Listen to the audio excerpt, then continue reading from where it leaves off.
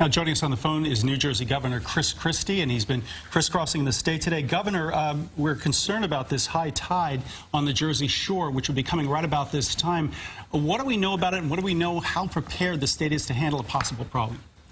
Well, we actually have some very good news about that because what we're seeing in our gauges down in the southern part of the state is that this high tide is less than the high tide that we had this morning that showed some of the flooding that you've been showing on your air from earlier today.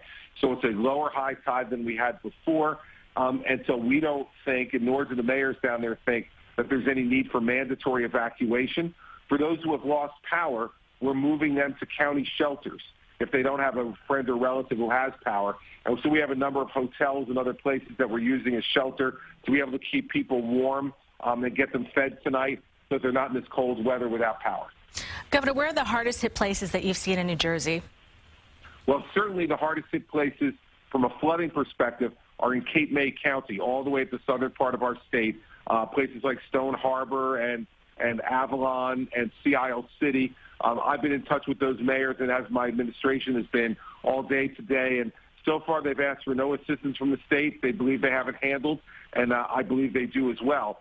The snow has been pretty extraordinary all throughout the state. I mean, we're seeing, except at the Jersey Shore, where the snow totals are pretty low, in the central, southern, and northern part of our states now, we're going to see anywhere from 1.5 to 2.5 feet of snow.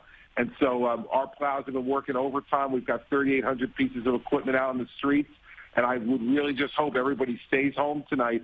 Don't go on the streets. Give us a chance to clean the streets so when the weather gets good tomorrow, we'll be ready to go. Yeah, in your estimation, you've been out there, Governor, just how cooperative have people been in terms of staying off the major highways, major roadways? What have you seen? I absolutely agree. They have been extraordinarily cooperative. I was on the roads most of the day today traveling throughout the state, and I can tell you that often it was just me and snowplows on our major roadways. And that's really good because it's helped, because quite frankly, this afternoon when I was traveling, the visibility on the Garden State Parkway or the New Jersey Turnpike was only about a quarter of a mile. And so these tow truck drivers really needed to take their time clearing the roads because the visibility was so bad. So I really commend the people of New Jersey. We didn't have to put a travel ban into effect. We just asked them not to go on the roads. We did it voluntarily, and our people have followed through and stayed off the roads in the main. All right, Governor, you had to take a step back from the campaign trail for this. What's in store for the next 48 hours for you? Well, we're going to see. We're going to continue to evaluate tonight and tomorrow morning. The weather is supposed to be good tomorrow.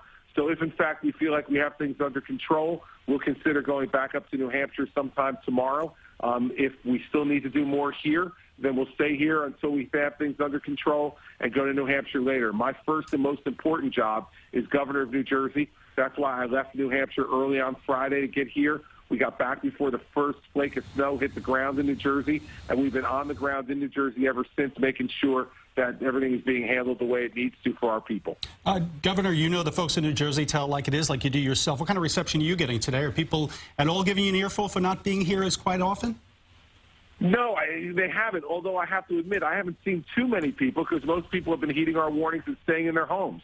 But I stopped at a local restaurant in Point Pleasant tonight when I was down touring the Jersey Shore. A great place, and the folks there couldn't have been more hospitable, wanted pictures, et cetera. And so it seems to be, you know, just things as usual. So I think folks understand I'm running for president.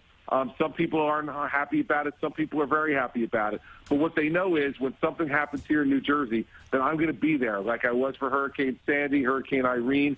And this is now my 17th snow emergency in 6 years as governor. So we know how to do this. We know how to do it well, and we're working hard with the people of our state. And I thank them for cooperating with us and staying home. How does this one compare to the 16 other snow emergencies?